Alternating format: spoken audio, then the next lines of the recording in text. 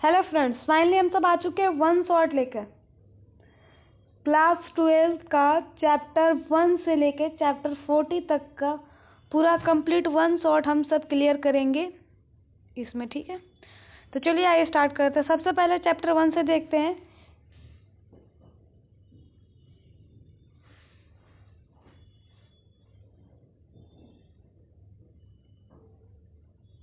चलिए स्टार्ट करते हैं। स्थिर वैद्युतिकी क्या होता है? मतलब इसमें स्थिर आवेश एवं उसके प्रभावों का अध्ययन किया जा सकता है, उसको क्या बोलते हैं? स्थिर वैद्युतिकी, ठीक है।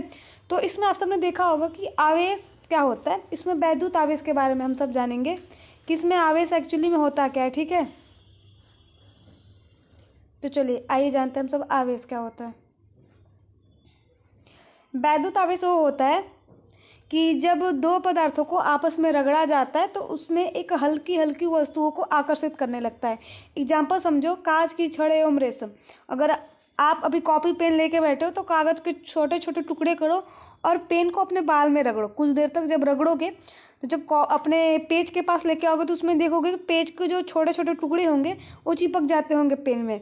तो इस किसके द्वारा होता है? आवेश। उसमें क्या हो जाता है? हल्के हल्की वस्तुओं को आकर्षित करने लगता है। इस स्थिति में पदार्थ क्या हो जाता है? आवेशमय या वैद्युतमय कहलाता है, ठीक है। अब आगे हम सब देखते हैं, कुछ नोट करके लिखा हुआ है तो आप सब कॉपी पेन लेके बैठे। किसी वस्तु पर इलेक्ट्रॉनों की अधिकता या कमी को क्या बोलते हैं? वैद्युत आवेश बोलते हैं। आप सब कॉपी पेन लेके बैठे और लिखते रहे, जिससे आप सबको पढ़ने में और आसानी होगा।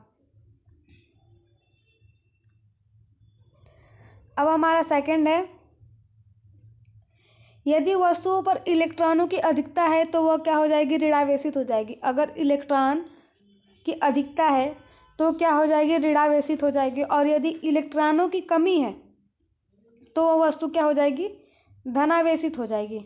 मतलब इलेक्ट्रॉनों की कमी, इलेक्ट्रॉन को किससे डिनोट करते हैं? ई माइनस से डिनोट करते हैं। यानी कर्जा जिस पर बहुत कम होता है वो ज़्यादा अमीर यानी धनावेशित होता है, और जिस पर कर्जा ज़्यादा होता है यानी इलेक्ट्रॉनों की अधिकता होती है वो क्या कहलाती है? मतलब वो ऋणावेशित होती है, ठीक है। चलिए यहाँ तक क्लियर हुआ। अब हम सब सेकेंड पेज की ओर चलते हैं। आवेश के प्रकार। आवेश दो प्रकार के होते हैं। पहला है हमारा धनावेश और दूसरा है हमारा ऋणावेश, यानी जिसको पॉजिटिव चार्ज और नेगेटिव चार्ज भी बोलते हैं, ठीक है। अब जो धनावेशी चार्ज हमारा होता है उस पर इलेक्ट्रॉनों की कमी होती है, और जो ऋणावेशित होती है, जो ऋणावेश होती है उस पर इलेक्ट्रॉनों की अधिकता होती है। अब नोट फर्स्ट में आप सब थोड़ा सा देखिएगा इसको, ठीक है। इसको जूम कर लेते हैं थोड़ा सा, और वीडियो की क्वालिटी थोड़ा बढ़ा लीजिएगा जिससे आप लोग को और अच्छे से समझ में आए। और नोट्स बनाते चलिएगा। ये जितने भी नोट्स है, ठीक है, आपको पीडीएफ के फॉर्म में आपको टेलीग्राम पे मिल जाएंगे, तो टेलीग्राम ज्वाइन हो जाना या स्क्रीनशॉट लेते रहो और कॉपी पेन पर लिखते रहो तो आपको थोड़ा ज़्यादा समझ में आएगा। नोट फर्स्ट में हमारा जो समान आवेश, जैसे धनावेश और धनावेश या ऋणावेश एवं ऋणावेश, जैसे फॉर एग्जाम्पल समझो जैसे प्लस और प्लस एक दूसरे से दूर हटते हैं, और जो माइनस और प्लस क्या होते हैं? माइनस प्लस एक दूसरे को क्या करते हैं? अट्रैक्ट करते हैं। तो वही हमारा धनावेश एवं धनावेश एक दूसरे को क्या करती है? प्रतिकर्षित करती है। अगर धनावेश और ऋणावेश हो तो एक दूसरे को क्या करती है? आकर्षित करती है, ठीक है। कंप्लीट। अब हमारा है वैद्युत आवेश का मात्रक, यूनिट ऑफ इलेक्ट्रिक चार्ज। तो आवेश का मात्रक क्या होता है? कूलाम होता है। नोट करो, 1 नंबर का वैकल्पिक क्वेश्चन बन सकता है, ठीक है। 1 नंबर का आपका वैकल्पिक क्वेश्चन बन सकता है। इसके बाद बीमा क्या हो जाएगा? इसकी 80 होता है। कूलाम का बीमा क्या होता है? 80 होता है। इसका एक फॉर्मूला है I बराबर क्यू टी। आई जहाँ पर क्या है? हमारा एम्पियर यानी करेंट, और टी क्या है? हमारा सेकेंड, और क्यू क्या है? हमारा आवेश। क्यू बराबर आई टी फॉर्मूला है, तो इस फॉर्मूले को नोट कर लो। इंपॉर्टेंट फॉर्मूला, इस पर न्यूमेरिकल करेंगे हम सब, ठीक है। अब हमारा आ गया है आवेश।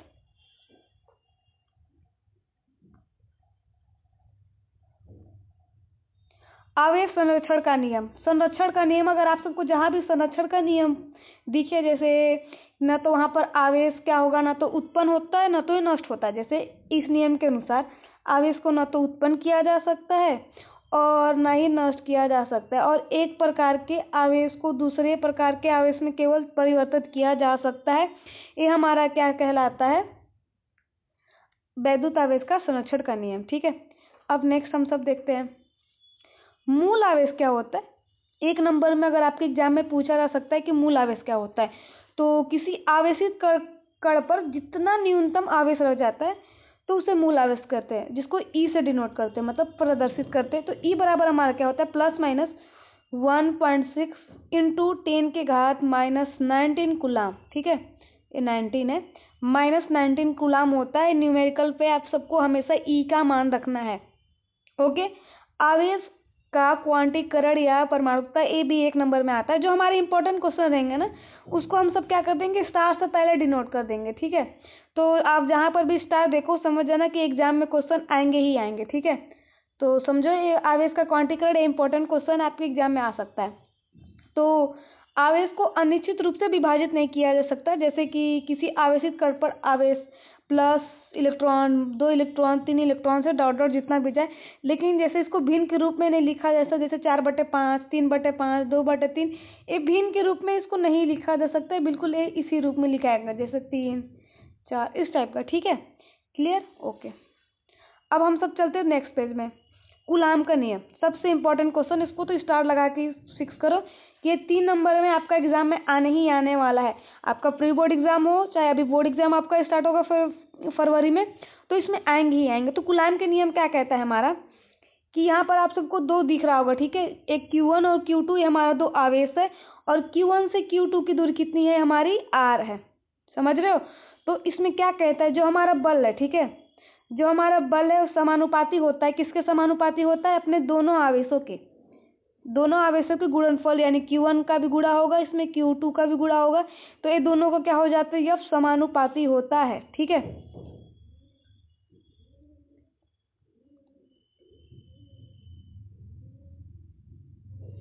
समझ रहे हो? तो इस नियम को पढ़ेंगे हम सब। 2 स्थिर बिंदु आवेश, पहला Q1 Q2, 2 आवेश हमारे स्थिर है, जिसके बीच लगने वाला वैद्युत बल यानी F, ठीक ध्यान दो, उन आवेशों के परिमाणों के गुणनफल यानी Q1 और Q2 के गुणनफल के अनुक्रमानुपाती, यानी ये जो चिन्ह यहाँ पर आप सब देख रहे होगे, किसका चिन्ह है? अनुक्रमानुपाती, तथा उनके बीच के दूरी के वर्ग व्युत्क्रमानुपाती होता है। तो व्युत्क्रमानुपाती यहाँ पर आप सब देख सकते हो, जो बट्टे में R स्क्वायर है, R दूरी है हमारा, स्क्वायर यानी वर्ग, वर्ग का मतलब होता है स्क्वायर, यानी जिसके घात में 2 हो। समझ रहे हो? उसके व्युत्क्रमानुपाती होता है, यानी सिंपल सा समझो, पहला समीकरण हमारा हो जाएगा F समानुपाती या अनुक्रमानुपाती Q1.Q2/R²। अब जब समानुपाती का जब चिन्ह आता है तो हमारा क्या लगता है? K क्या है? हमारा कांस्टेंट है। ठीक है, जिसका मान कितना है हमारा? 1/4πε0। इसको क्या बोलते हैं? ε0 बोलते हैं, जो क्या होता है? वायु या निर्वात की वैद्युशीलता होती है। यहाँ तक क्लियर? ओके, ठीक है, अब इसको नोट करो, एग्जाम में आएंगे ही आएंगे 3 नंबर में कन्फर्म। अब इसके बाद क्या है हमारा, देखेंगे इसको अच्छे से। हमारा समीकरण निकला F बराबर 1/4πε0 Q1 Q2 R²। के बराबर हमारा होता है 1/4πε0। ठीक है, तो पूर्ण वायु अथवा निर्वात के लिए K का मान कितना होता है? जो 1/4πε0 को जब आप हल करोगे, 4 रख दोगे, 4 गुणे पाई का मान 3.14 रख दोगे, और जो हमारा ε0 है इसका जो मान होता है वो होता है 8.85 गुणे 10⁻⁻12। ये हमारा ε0 का मान होता है। जब ये तीनों का जब आप सब गुणा करोगे तो इसका मान लौट कर आता है वापस 9 गुणे 10⁻9। ठीक है, तो यही K का मान होता है, जिसका मात्रक होता है न्यूटन मीटर स्क्वायर प्रति कूलाम स्क्वायर। 1 नंबर का क्वेश्चन आता है कि ε0 का इसमें से मात्रा कौन सा है? फलाना A B फलाना C फलाना, जो भी दे दिया रहेगा आप सबको, उसमें आप सबको देखना है। ठीक है, तो हम सब K के जगह पे उसका मान रख देंगे 9 गुणे 10⁻9 Q1 Q2 R², बस, और कुछ नहीं करना है। जहाँ पर K क्या है? हमारा परावैद्युत माध्यम का परावैद्युतांक है। ठीक है, चलिए यहाँ तक नोट कर लीजिए, काफी है इतना। अब जहाँ पर ε0 का आंकिक मान, मात्रक बीमा, बीमीय सूत्र या बीमा जिसको बोलते हैं, तो एप्सिलॉन नॉट का आंकिक मान कितना होता है, जस्ट अभी थोड़ी देर पहले हम सब देखा 8.85 इंटू 10⁻⁻12 कूलम स्क्वायर प्रति न्यूटन मीटर स्क्वायर। तो इसको थोड़ा सा रट लेना तो काफ़ी रहेगा आप सबके लिए। और इसका बीमा इसके फॉर्मूले से निकलता है, ठीक है। ये जो कूलम स्क्वायर प्रति न्यूटन मीटर स्क्वायर है, तो जब तीनों का जब आप बीमा सूत्र निकालोगे तो यही बीमा सूत्र आता है, ठीक है। क्लास 11th में आप सबने बीमा का एक चैप्टर है, क्लास चैप्टर 1 या 2 में है, ठीक है। तो अगर नहीं समझ में आ रहा हो तो उतना कोई ज़रूरी नहीं है अभी क्लास 12th में, फिर भी इतना पता होना चाहिए। अब आगे हमारा नोट में माध्यम का परावैद्युतांक बढ़ने पर वैद्युत बल कम होता है, यानी माध्यम में के का मान बढ़ने पर CF का मान कम होता है। इसका कहने का मतलब है वैद्युत बल की प्रकृति, इसका जो आकर्षण अथवा प्रतिकर्षण होती है, मतलब वैद्युत बल का जो नेचर है वो तो अट्रैक्शन और डिस्ट्रैक्शन का नेचर होती है, ठीक है।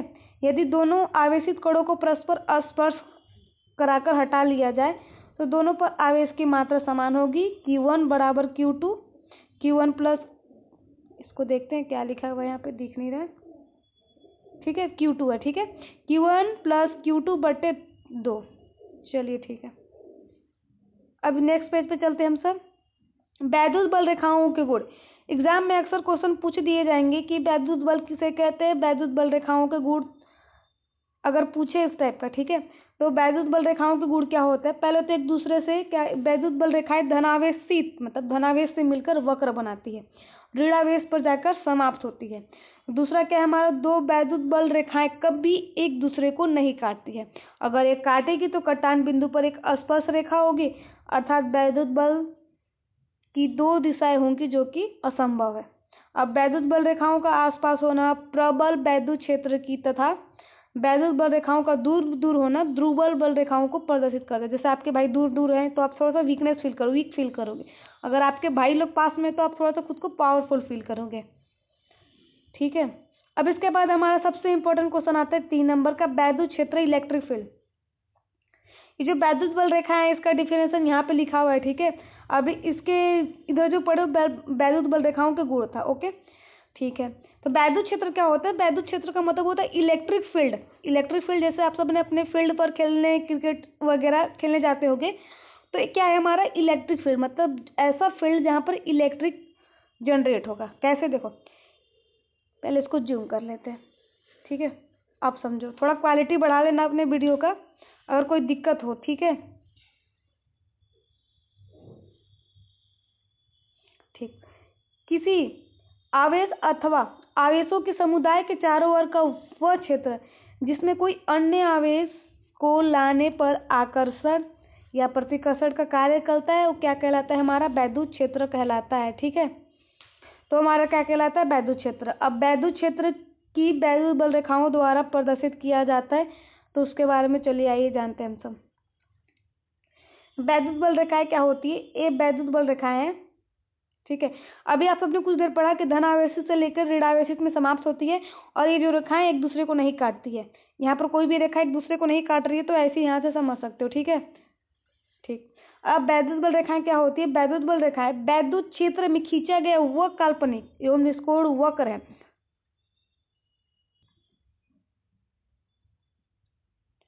जो उस स्थान पर वैद्युत क्षेत्र का अविरल प्रदर्शन करती है। जैसे धनावेश की वैद्युत बल रेखा है, ऋणावेश की वैद्युत बल रेखा है, और हमारा धनावेश एवं ऋणावेश की संयुक्त बल रेखा है। क्लियर, ठीक। अब आगे चलते हैं हम सब। एक क्वेश्चन हमारा है कि वैद्युत बल रेखाओं एवं चुंबकीय बल रेखाओं में क्या अंतर है।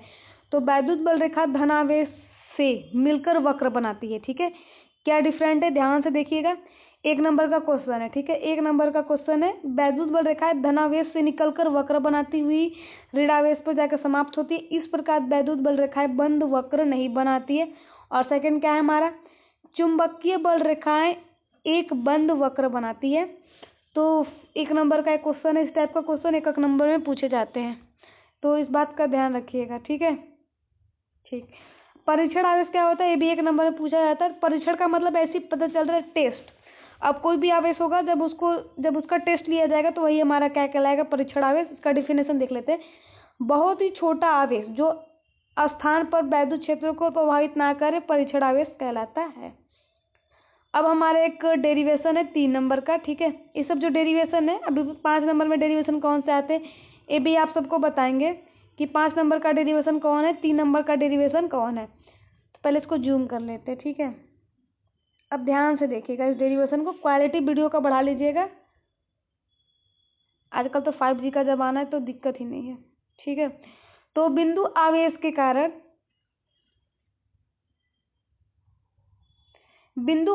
के कारण वैद्युत क्षेत्र की तीव्रता यानी हमको ई ज्ञात करना है, वैद्युत क्षेत्र की तीव्रता। तो पहले आपको क्या करना है, 2 आवेश बनाना है, +q -q, ठीक है। इनके बीच की दूरी हमारी r और आप एक बिंदु P बनानी है, ठीक है।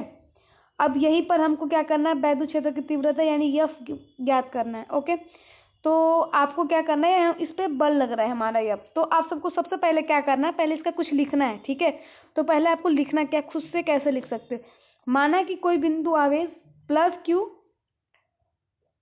की एक ऐसे परावैद्युत माध्यम में स्थित है जहां परावैद्युतांक k है, r दूरी पर एक हमारा बिंदु P है, वहीं जहां पर हमारा +q परीक्षण आवेश में रखा हुआ है। और इसलिए दोनों आवेशों के बीच लगने वाला जो वैद्युत बल होगा वो क्या होगा, हमारा कूलाम के नियम के अनुसार जब लगाएंगे, ठीक है, कूलाम के नियम से, तो क्या हो जाएगा, हमारा कूलाम का नियम क्या है, हमारा 1/4πε0 k क्या है, हमारा परावैद्युतांक है, ठीक है, जिसका मान हमेशा लास्ट में 1 हो जाता है, तो चिंता करने की जरूरत नहीं है। Q1 Q2 r², यह बराबर क्या है, हमारा 1/4πε0 Q.Q0 r², इसके जगह पे हम सबने लिखा, ठीक है। तो जो Q0 है ये यहाँ पे आ गया, ठीक है, इसके इधर आ गया, इंटू में था इधर डिवाइड में हो गया, मतलब गुणा में था इधर भाग में आ गया, क्योंकि पक्षांतर समझते हो ना, अगर प्लस में है उधर जाएगा तो क्या हो जाएगा माइनस में, गुणा में है उधर जाएगा तो क्या हो जाएगा भाग में हो जाएगा। सेम डिट्टो दोनों का भी वही है, ठीक। तो नोट करते रहो और साथ में समझते रहो, ठीक है। तो हमारा क्या हो जाएगा 1/4πε0 Q/r², और जो यह बटे आपको Q0 दिख रहा होगा ना, एक इसका फॉर्मूला है ई का, ई बराबर यानी वैद्युत क्षेत्र की तीव्रता बराबर क्या होता है, F/Q0। तो वही हमारा क्या हो जाएगा, F/Q0 की जगह पे हमारा ई आ जाएगा, और इसके बाद जो बचा खुचा रहेगा हमारा 1/4πε0 के Q r² हमारा बचा कुचा है। अब k की जगह पे हम सब क्या रख देंगे, r टाइम k का मान 1 होगा लास्ट में डेरिवेशन के, ठीक है। तो बस ये k की जगह पे जब a रखेंगे 1 रखेंगे तो 1 का जब गुणा करोगे किसी में तो वही आएगा, ठीक है। तो सिर्फ बचेगा 1/4πε0 Q/r², या क्या बचेगा आपका k का मान, 1/4πε0 का मान क्या होता है 9 × 10⁻9, यही मान जब रख देंगे तो हो जाएगा हमारा क्लियर, ठीक है। तो समझ गए हो, स्क्रीनशॉट लो, 3 नंबर का डेरिवेशन है आप सबका, ठीक। अब क्या हमारा वैद्युत क्षेत्र की तीव्रता, यही देखो फॉर्मूला है, वैद्युत क्षेत्र की तीव्रता का फॉर्मूला क्या है, E = F/Q। वैद्युत क्षेत्र की तीव्रता है इंटेंसिटी ऑफ इलेक्ट्रिक फील्ड। इसका कहने का मतलब क्या होता है कि कोई भी परीक्षण आवेश है, ठीक है, +Q है, अगर उस पर लगने वाला वैद्युत बल क्या कहलाता है, जैसे +Q आवेश रखा हुआ है, ठीक है, कि वैद्युत क्षेत्र में एक हमारा +Q आवेश रखा गया है, अब उस पर एक बल जब लगता है वैद्युत बल, तो उसी को क्या बोलते हैं वैद्युत क्षेत्र की तीव्रता, उसको E से प्रदर्शित करते हैं। और E बराबर हमारा क्या होता है F/Q0, जहाँ पर F क्या है हमारा न्यूटन बल, ठीक है, बल जिसका मात्रक होता है न्यूटन, Q0 क्या है हमारा कूलाम। अब A कौन सी राशि है, सदिश राशि है, इसका बीमा क्या हो जाएगा, m/L/t - 2 किसका होता है, F का होता है, और AT किसका होता है, कूलाम का होता है। तो वही जब t ऊपर जाता है तो -1 में हो जाएगा, m/L/t - 3 A - 1, ओके। चलिए इसको स्क्रीनशॉट लीजिए और अब नोट्स कंप्लीट कीजिए। अब इसके बाद नेक्स्ट है हमारा वैद्युत द्विध्रुव, सबसे इम्पोर्टेंट क्वेश्चन एग्जाम में आने वाला, ठीक है, एग्जाम में क्वेश्चन आएंगे ही आएंगे, नोट करके लिखो। वैद्युत द्विध्रुव इंपॉर्टेंट क्वेश्चन स्टार बना।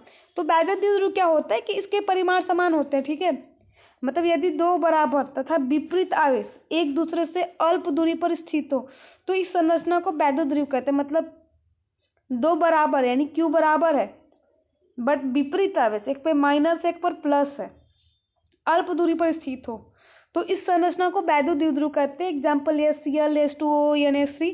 अब ये मत करना फिजिक्स पढ़ते पढ़ते केमिस्ट्री में कहाँ पहुँच गया, ठीक है। अब यहाँ तक नोट्स बना लो, इसके बाद फिर बनाते रहना। वैद्युत द्विध्रुव आघूर्ण, कॉपी पेन लेके बैठना। ओके। इलेक्ट्रिक डाइपोल मोमेंट क्या होता है कि इसमें इसके जो परिमाण होते हैं, ठीक है, वैद्युत द्विध्रुव में किसी एक आवेश का परिमाण और दोनों आवेशों के बीच की दूरी के गुणनफल को वैद्युत द्विध्रुव कहते हैं। यानी इसके आवेश का परिणाम आवेश Q, अब इसके आवेशों के बीच के गुणनफल दूरी, यानी ये जो हमारी यल है, ठीक है, यल दूरी पर रहते हैं ना 2l, तो हमारा क्या हो जाएगा 2l। तो यही इसका फॉर्मूला होता है कि P बराबर, इसको P से डिनोट करते हैं, ध्यान रहे। तो P बराबर क्या हो जाता है हमारा Q इंटू 2l, जो कि इसका मात्रक होता है कूलाम मीटर। कूलाम मीटर कैसे होगा, Q का कूलाम और यल हमेशा मीटर पे जो दूरी है वो हमेशा उसको मीटर से नापते हैं। इसका बीमा AT, यल मीटर को यल से नापते हैं, तो LT है। राशि कौन सा, सदिश राशि, वेक्टर क्वांटिटी है, इतना ध्यान रहे। अब वेक्टर क्वांटिटी का सब लोग डिफिनेशन लिख के जाएगा कमेंट में। अगर जिन भी बच्चों ने यहाँ तक वीडियो देखा है तो कमेंट में सदिश राशि किसे कहते हैं लिख के जाएगा, ठीक है। अब नेक्स्ट है हमारा, अब सबसे इम्पोर्टेंट, अब डेरिवेशन के बारे आगे 10 नंबर। ये दोनों क्वेश्चन एग्जाम में दिया रहेगा, जिसमें से आपको एक क्वेश्चन करना ही करना है। डेरिवेशन जो है इसमें एक करना ही करना है और दोनों इम्पोर्टेंट है। अभी जितना भी आप पढ़ेंगे इसके बाद सारा 5-5 नंबर में ही आएगा, एक भी 2 नंबर 3 नंबर में नहीं आने वाला है। तो जो हमारा वैद्युत द्विध्रुव आघूर्ण के कारण वैद्युत बल, वैद्युत क्षेत्र की तीव्रता की 2 स्थिति होती है। पहला एक अक्षीय स्थिति या अनुदैर्ध्य स्थिति, दूसरा क्या होगी निरक्षीय स्थिति या अनुप्रस्थ स्थिति। तो अक्षीय स्थिति या अनुदैर्ध्य स्थिति में क्या होता है कि आप सबको सबसे पहले क्या करना है, पहले हम पढ़ेंगे अक्षीय स्थिति या अनुदैर्ध्य स्थिति, जो 5 नंबर में आएगा ही आएगा। यही क्वेश्चन सबसे ज़्यादा पूछा जाता है, कंटिन्यू एक क्वेश्चन आते ही रहता है हर साल। तो आप सबको माना A-B बिंदु है, ठीक है, A पर हमारा -Q आवेश है और B पर हमारा +Q आवेश है, दोनों की दूरी 2l है। अब यहाँ से, ठीक है, O से कुछ दूरी पर एक हमारा क्या, O से कुछ दूरी पर एक हमारा P बिंदु, ठीक है। अब यहाँ पर हमारे एक बल लग रहा है E2 और यहाँ पर लग रहा है E1। अब जो P है यहीं पर हम सबको वैद्युत क्षेत्र की तीव्रता ज्ञात करनी है, यानी E ज्ञात करनी है। वैद्युत क्षेत्र की तीव्रता नहीं, E यहीं पर ज्ञात करनी है बिंदु P पर। अब ध्यान रखना यहाँ तक कि दूरी सब कुछ हम लोग फिगर यहाँ डायग्राम में ही निकालेंगे, ठीक है, तो ध्यान देना। ये जो O से R दूरी पर एक बिंदु P है, वहीं पर हम सबको वैद्युत क्षेत्र की तीव्रता ज्ञात करनी है। तो इनकी जो दूरी होगी L माइनस R होगी। L माइनस R कैसे हो जाएगी, ठीक है। अब इसका क्या हो जाएगा हमारा R प्लस L हो जाएगा, A से O तक R प्लस L हो जाएगा, ठीक है। और ये हमारा क्या हो जाएगा, यहाँ से हमारा क्या लग जाएगा -L हो जाएगा। अब यहाँ से हमारा एक R ऐड हो जाएगा। अब कैसे होगा इसके बारे में अच्छे से हम सब आगे डिफिनेशन में जानेंगे। चलिए देखते हैं इसको क्या कहता है। बाकी यहाँ आप खुद से लिख लेना, माना कि एक वैद्युत द्विध्रुव AB है, जहाँ पर एक परावैद्युत माध्यम K स्थित है। अब K स्थित है, ठीक है, इसके मध्य O से R दूरी पर एक बिंदु P स्थित है, जहाँ पर हम सबको क्या ज्ञात करना है, वैद्युत क्षेत्र की तीव्रता ज्ञात करनी है। अब +Q आवेश के कारण बिंदु P पर वैद्युत क्षेत्र की तीव्रता ज्ञात करनी है, ठीक है। तो यही इसकी दूरी है हमारा A से बिंदु P तक की हम सबको क्या करना है, वैद्युत क्षेत्र की तीव्रता ज्ञात करना है। इसलिए इसकी दूरी क्या माना गया हम सब L माइनस R। अब E2 के लिए हम सब क्या है हमारा इसकी दूरी R प्लस L, ठीक है। तो चलिए फार्मूले पे यूज करते हैं हम सब और लगाते हैं। तो +Q आवेश के कारण बिंदु P पर वैद्युत क्षेत्र की तीव्रता क्या हो गई हमारी E1 1/4πε0 Q। दूरी के जगह पे हम सब क्या लिखेंगे R माइनस L स्क्वायर, क्योंकि हमेशा दूरी स्क्वायर पे होता है, ठीक है, कूलाम के नियम से। दिशा B से P की ओर, दिशा B से P की ओर, ये जो R है इसमें से हम L को घटा देंगे, ठीक है, तो हमारी दूरी आ जाएगी। अब इसमें क्या करेंगे, हमारा R प्लस L क्यों लिखे हम सब, यहाँ से हमारा R हो जाएगा और इस L को क्या कर लेंगे हम सब ऐड कर लेंगे, क्योंकि A से B P की ओर। अभी समझ नहीं आ रहा होगा, अभी आ जाएगा थोड़ी देर में, ठीक है।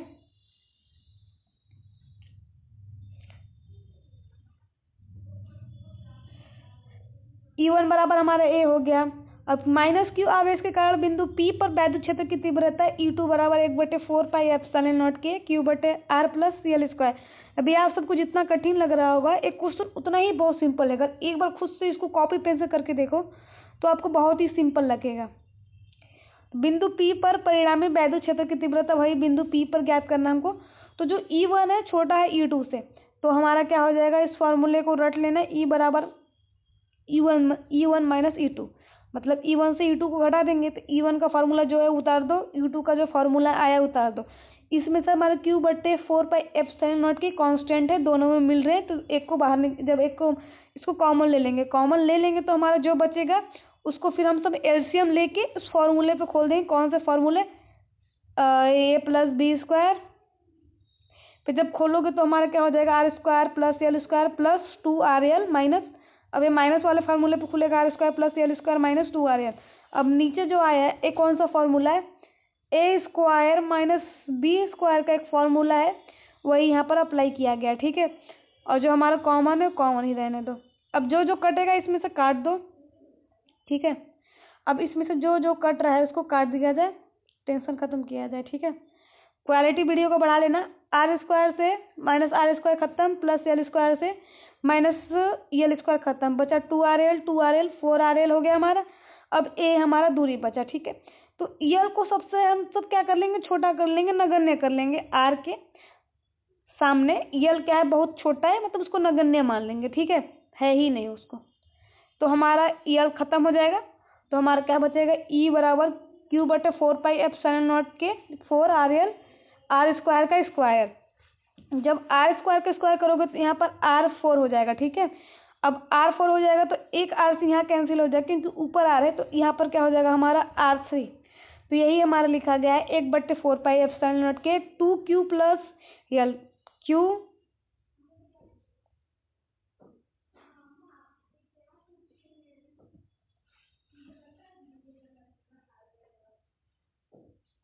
2Q प्लस 2L बटे R3। अब जहाँ पर हमारे P बराबर एक फार्मूला होता है 2QL, ठीक है। P बराबर अभी हम सब ने थोड़ी देर पहले पढ़ा वैद्युत द्विध्रुव आघूर्ण के बारे में, तो उसके जगह पे हम सब क्या रखेंगे, P रखेंगे, ठीक है। तो ये हमारा हो जाएगा E बराबर 1/4πε0 के 2P R square R cube, ठीक है। इसको क्या बोलते हैं, क्यूब। जो ऊपर घात में 3 हो उसको क्यूब बोलते हैं, 2 हो तो उसको बोलेंगे स्क्वायर। इतना तो सबको पता है। अब वायु अथवा निर्वात के लिए जब k बराबर 1 रखेंगे तो कुछ नहीं है, k बराबर 1 रख दोगे। इसके बाद ई का जो हमारा 9 × 10⁹ 1/4πε0 का जो मान होता है उसको रखने के बाद 2P बचाइए, हमारा R क्यूब बचाइए, ठीक है। अब यहाँ तक उतार ली। इसके बाद थोड़ा देर बाद अभी हम लोग देखते हैं इसके बाद कौन सा टॉपिक है हमारा। इसके बाद हमारा सेकंड डेरिवेशन होने वाला है, जिसके बारे में भी हम सब पढ़ेंगे, ठीक है।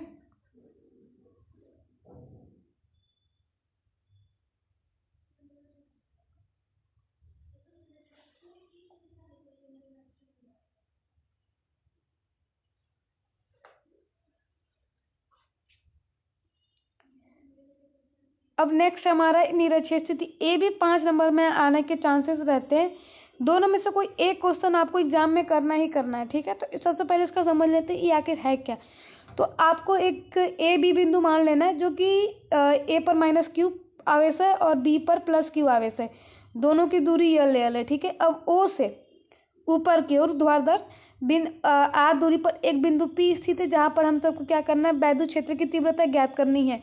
तो अब इस पे हमारे एक हो जाता है E1 sin थीटा, और ये हमारा क्या लग जाएगा इधर E2 sin थीटा।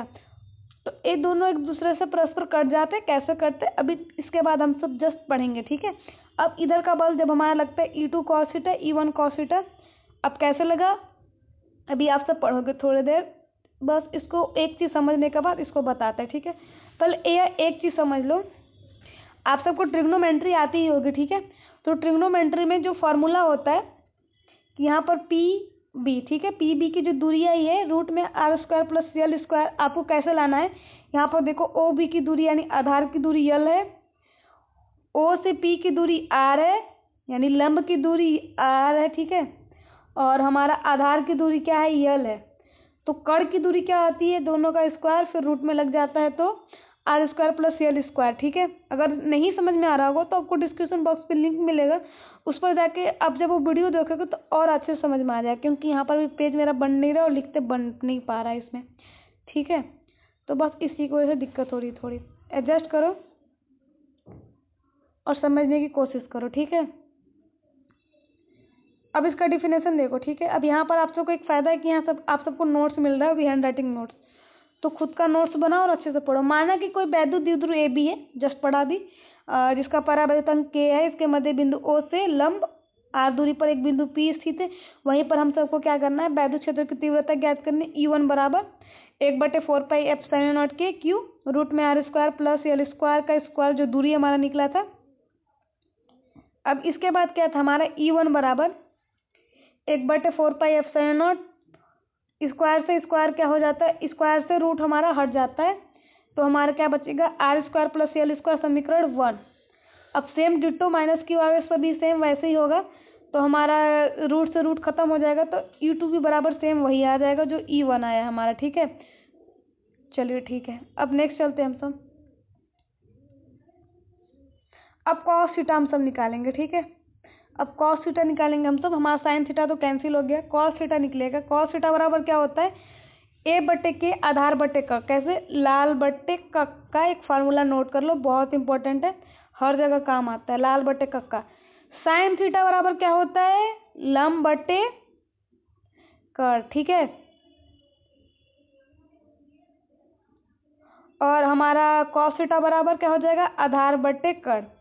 अब हमारा हो जाएगा टेन थीटा बराबर लंब बटे कर। इस फॉर्मूले से अगर आप सब याद करोगे ना तो और अच्छे से समझ में आएगा। ठीक है, ठीक, चलो, तो कॉस थीटा बराबर हमारा आधार बटे कर, आधार हमारा यल था, कड़ आया था हमारा रूट में आर स्क्वायर प्लस यल स्क्वायर, जस्ट अभी थोड़ी देर पहले पढ़े थे।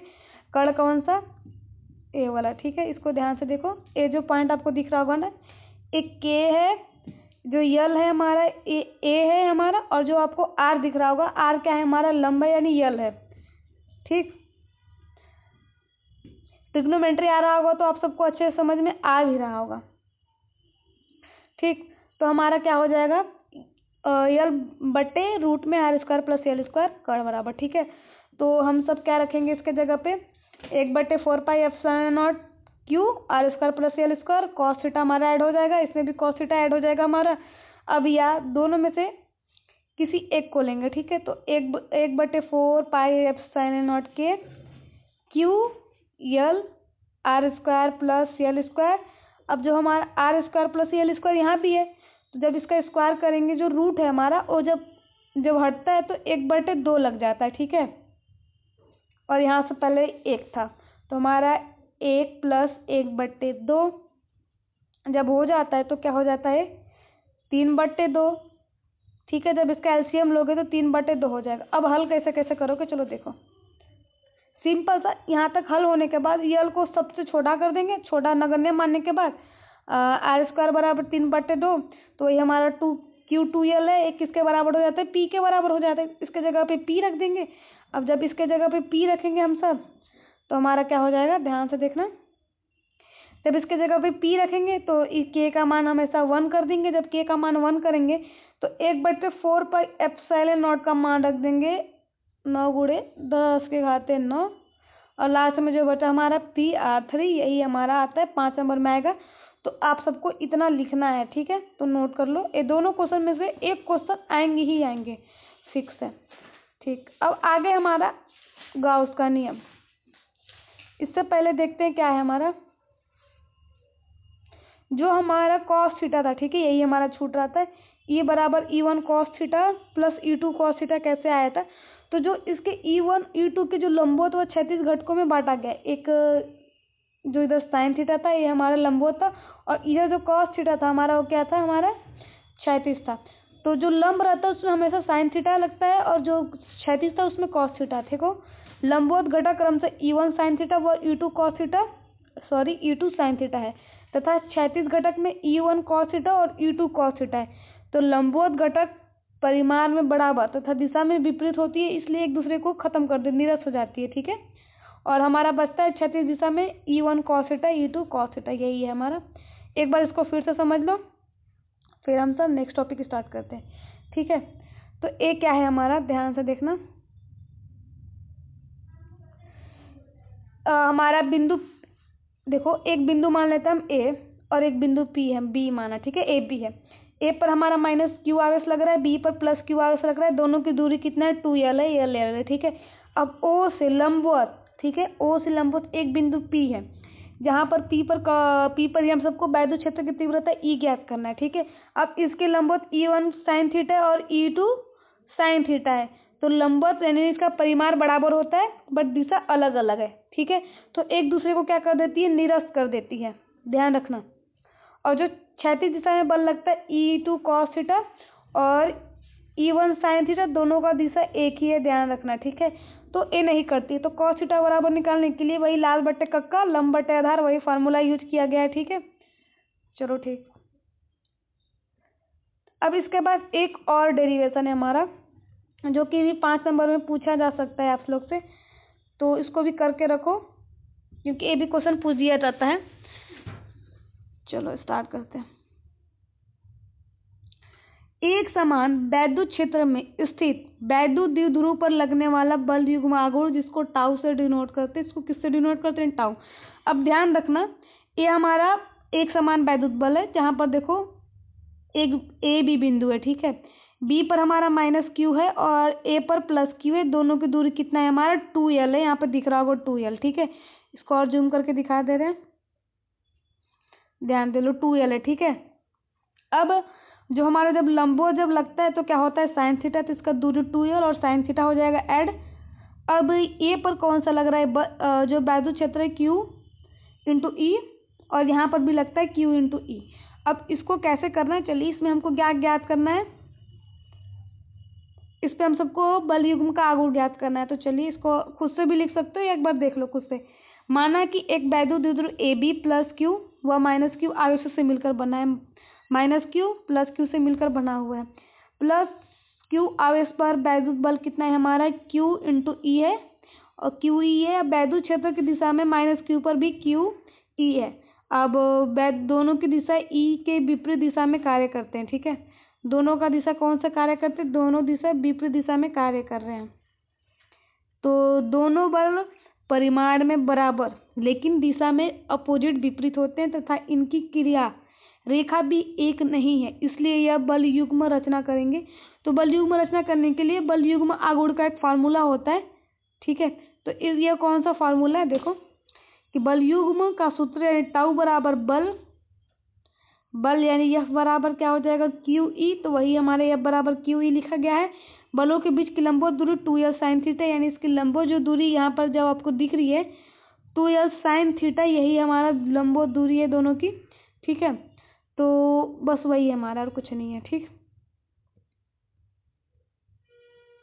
तो हमारा जब टाउ बराबर क्या हो जाता है हमारा, Q E 2l sine theta. अब नेक्स्ट पेज देखते हैं हम सब, वैद्युत फ्लक्स की अवधारणा। तो वैद्युत फ्लक्स क्या होता है, ये भी एग्जाम में पूछते हैं 5 नंबर में, ठीक है। पहला 3 नंबर मतलब इसका डिफिनेशन एक पूछ लेगा और एक आपको न्यूमेरिकल दे देगा, 5 नंबर में हो जाएगा, ठीक।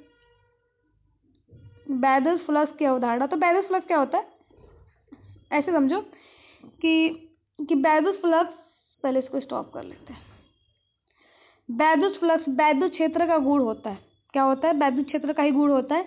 किसी वैद्युत क्षेत्र में किसी कोई काल्पनिक पृष्ठ, वैद्युत फ्लक्स मतलब काल्पनिक पृष्ठ पर कोई वैद्युत फ्लक्स, उस पृष्ठ से गुजरने वाली वैद्युत बल रेखाओं की संख्या के माप को ही क्या होता है, मतलब को बोलते हैं वैद्युत फ्लक्स, जिसको फाई, इसको क्या बोलते हैं, फाई ई से इसको प्रदर्शित करते हैं। अब वैद्युत फ्लक्स की जो परिभाषा है, ठीक है, परिभाषा ऐसे समझो कि जो वैद्युत फ्लक्स की परिभाषा, माना कि किसी वैद्युत क्षेत्र यहाँ पर ई में कोई लघु क्षेत्रफल डी ए, यानी इसको अल्फांश भी बोलते हैं, ठीक है। तब हमारा E vector dot D A vector के अदिश गुणन को क्षेत्रफल, जो ये क्या है हमारा क्षेत्रफल है, डी ए से गुजरने वाला वैद्युत फ्लक्स। तो हमारा इसको देख लो और इसको समझो, यहाँ पर इंटीग्रेशन हुआ है यानी समाकलन हुआ है, कैसे हुआ, चलो इसके बारे में डिटेल में भी देखते हैं। तो हमारा डी फाई ई बराबर क्या हो गया है, ई डॉट डी ए। अब अगर डॉट दिखे कहीं पे तो वहाँ पर कॉस थीटा का यूज होता है, ठीक है। अगर क्रॉस दिखे, इसको क्या बोलते हैं, क्रॉस, तो इस पर साइन थीटा का यूज होता है। इसको याद रखना, न्यूमेरिकल में, मैथ के न्यूमेरिकल में हो चाहे फिजिक्स का न्यूमेरिकल करो, एक चीज ध्यान रखना। तो जब दोनों का जब समाकलन करेंगे, ठीक है, तो हमारा ई कॉस थीटा क्या हो जाएगा, अच्छा डी ए हो गया ना, तो इसको क्या लिखोगे हम सब, E D A cos theta, क्योंकि डॉट है, डॉट को हटाने के लिए कॉस थीटा लिखेंगे।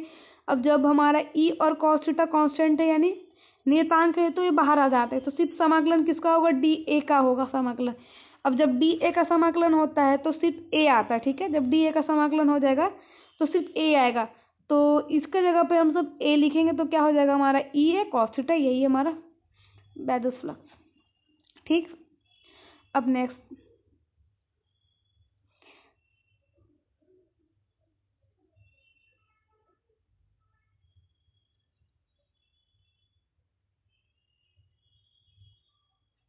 ये देखो फाई ई, ठीक है, इसको जूम आउट कर लेते हैं।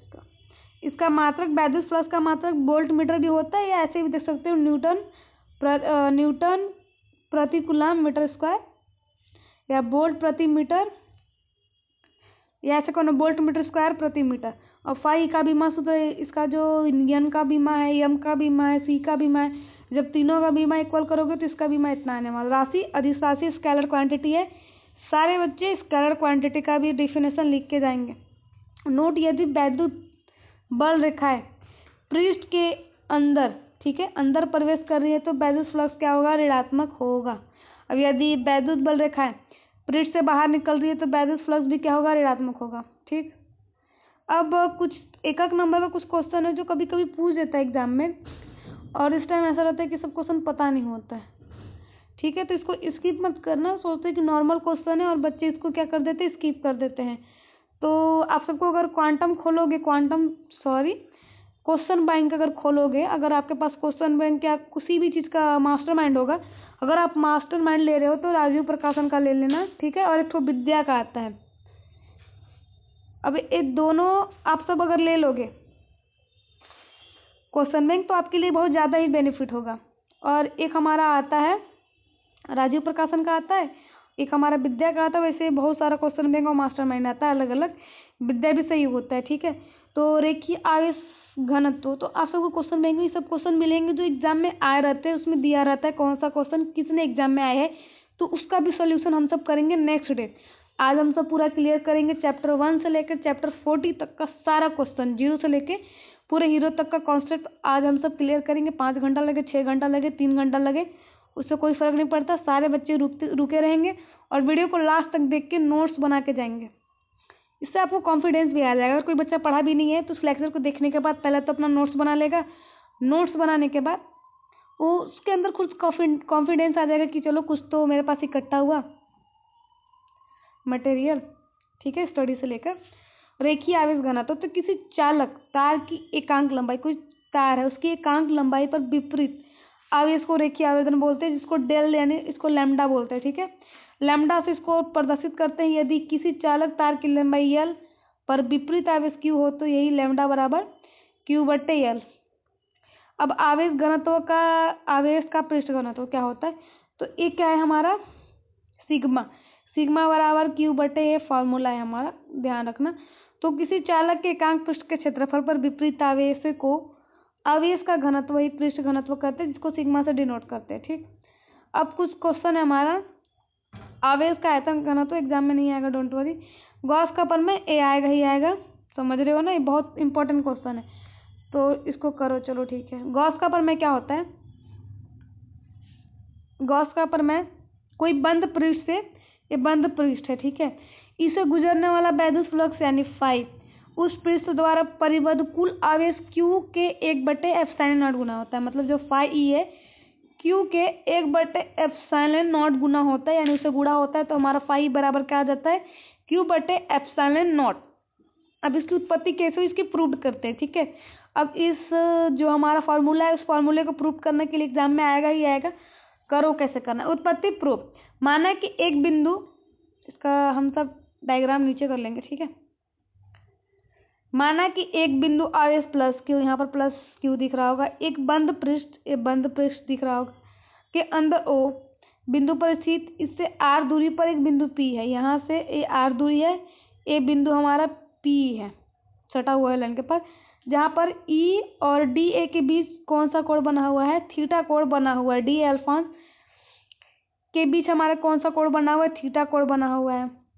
तो DA से क्षेत्रफल में गुजरने वाला वैद्युत flux E dot DA dot, तो आप सबको यहाँ पर डॉट दिख रहा होगा, तो इसके डॉट हटाने के लिए cos थीटा का यूज हो गया, ठीक है।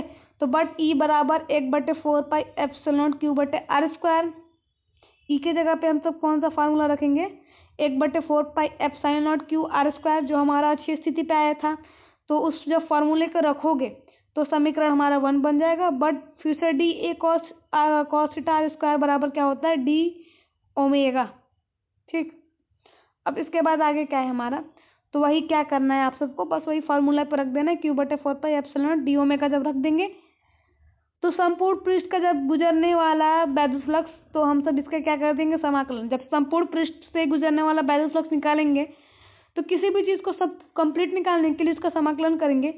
क्यू बटे 4 पाई एप्सिलॉन नॉट कांस्टेंट है, डी ओमेगा का हमारा उसमें समाकलन होगा। डी ओमेगा का समाकलन क्या होता है? 4 पाई आता है, ध्यान रखो, इसको रट लो। डी ओमेगा का जो समाकलन करोगे तो क्या आएगा? 4 पाई। तो फाई ई बराबर हमारा क्यू बटे एप्सिलॉन नॉट आ जाएगा। 4 पाई से 4 पाई यहाँ पर कैंसिल हो जाएगा ना, तो हमारा क्यू बटे एप्सिलॉन नॉट आ जाएगा। यही गॉस का प्रमेय है, कंप्लीट। अब जो गॉस के प्रमेय का अनुप्रयोग है वो तो हमारे टाइम पे कट चुका था 2022 में, या किसी किसी के चाहे वो उसमें नहीं होगा सिलेबस में। अब जिसके भी सिलेबस में वो थोड़ा ध्यान देख ले, क्योंकि ये इम्पोर्टेंट क्वेश्चन है। अगर जिसके सिलेबस में नहीं है वो हटा सकता है, मतलब स्किप कर दो। इसके बाद आगे का लेक्चर देखो चैप्टर 2 का, ओके। तो ये जिनके भी सिलेबस में वही नोट्स को पढ़ेगा, ठीक है। तो चलिए आइए स्टार्ट करते हैं। गॉस के प्रमेय का अनुप्रयोग। तो अनंत लंबाई के एक समान आवेशित तार के कारण वैद्युत क्षेत्र की तीव्रता, वही माना एक अनंत लंबाई पर एक समान आवेशित तार है, रेखीय आवेश घनत्व क्या है इसका? लैम्डा है, जिसके चारों ओर यल लंबाई के बेलनाकार गॉसियन पृष्ठ खींचा गया। लैम्डा बराबर क्यू बटे एल, अभी जस्ट पढ़ के आए हम सब रेखीय आवेश घनत्व में। तो जब क्यू को छोड़कर यल जब उधर जाता है तो क्यू बराबर लैम्डा ए हो जाएगा। अब जब लैम्डा ए हो जाएगा तो ये तार से आर दूरी पर कोई बिंदु पी स्थित है। अब यहाँ देखो आर से कुछ दूरी पर बिंदु पी स्थित है, वहीं पर हम सबको क्या ज्ञात करना होगा? इसलिए आर दूरी पर कोई बिंदु पी है जहाँ पर हमको ई व डी ए के बीच का कोण कितना दिख रहा होगा? यहाँ ये कौन सा कोण है? थीटा। यहाँ पर थीटा कोण खुद से लिख लेना, ठीक है। इसलिए डी ए क्षेत्रफल से गुजरने वाला वैद्युत फ्लक्स, तो डी फाई बराबर हमारा यही आ जाता है E D A cos theta, E D A dot है हमारा यहाँ पे, ठीक है। अब इस डॉट को हटाने के लिए हम सब क्या करेंगे? कॉस थीटा जब लगता है तो ई डे यहाँ पर कॉस थीटा हो जाएगा, ठीक है। तो गॉसियन पृष्ठ से गुजरने वाला वैद्युत फ्लक्स फाई बराबर, इसका जब इंटीग्रेशन करेंगे तो हमारा सिर्फ ई बाहर आ जाएगा और बचेगा डी ए का जो समाकलन होगा 2 पाई आर एल होगा, जो बेलन के वक्र पृष्ठ का क्षेत्रफल होता है 2 पाई आर एल। तो लेकिन सपाट पृष्ठों के लिए क्या हो जाएगा? कॉस थीटा बराबर 90 डिग्री, ठीक है। तो वही गुजरने वाला वैद्युत फ्लक्स ई इंटू 2 पाई आर एल, समीकरण 2। अब इसमें फाई बराबर है में एक क्यू बटे ई नॉट, जो वैद्युत फ्लक्स का जो फार्मूला था, वैद्युत फ्लक्स का छोड़ो उसका फार्मूला था गॉस प्रमेय का, ठीक है। अब गॉस का अनुप्रयोग हो रहा है तो गॉस का ही फार्मूला लगेगा। तो ठीक है, गॉस के नियम में जो था कि जो क्यू होता है 1/एप्सिलॉन गुना होता है, तो वही एप्सिलॉन गुना है समीकरण 3। अब समीकरण 1 और 2 से जब करेंगे तो ई बराबर 1/4 पाई 1/2 pi epsilon Q R L, but Q बराबर लैम्डा एल, जस्ट अभी थोड़ी देर पहले पढ़े हम सब। तो बस वही फार्मूला जब यहाँ पर रख देंगे लैम्डा एल आर एल, तो एल एल से कैंसिल, बचेगा लैम्डा बटे एल। तो हमारा क्या हो जाएगा? 1/4 पाई एप्सिलॉन नॉट 2 लैम्डा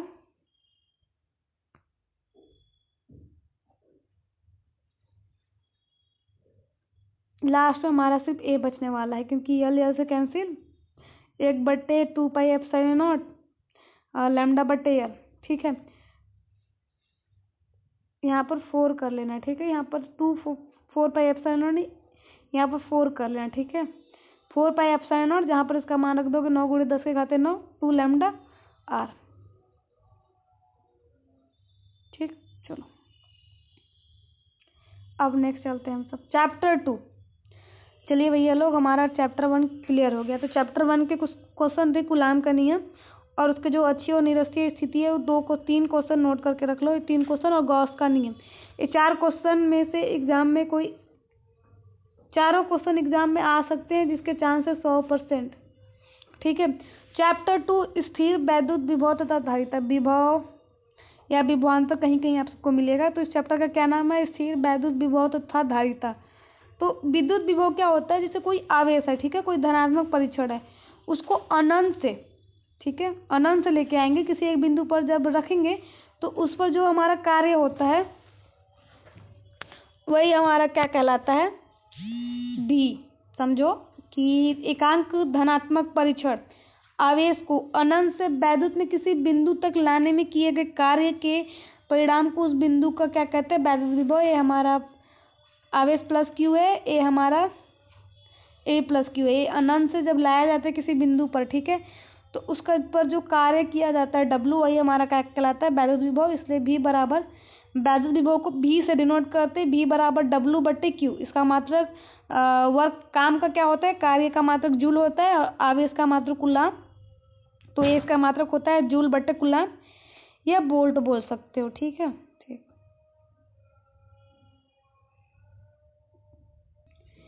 तो हमारा इसका मात्रक, विभव का मात्रक क्या होता है? वोल्ट। विभवांतर का भी मात्रक वोल्ट होता है, जूल बटे कूलाम उसका भी मात्रक होता है। तो यदि हमारा कार्य 1 हो जाएगा और क्यू नॉट 1, ठीक है, तो हमारा भी बराबर भी क्या आ जाएगा? 1 वोल्ट। यदि 1 कूलाम परीक्षण आवेश को अनंत से वैद्युत क्षेत्र में किसी बिंदु तक लाने में किया गया कार्य 1 जूल हो, तो उस बिंदु पर वैद्युत विभव कितना होगा? 1 वोल्ट होगा। राशि, अदिश राशि, स्केलर क्वांटिटी का डिफिनेशन लिख लेना सारे स्टूडेंट। ठीक। अब इसके बाद है हमारा आता है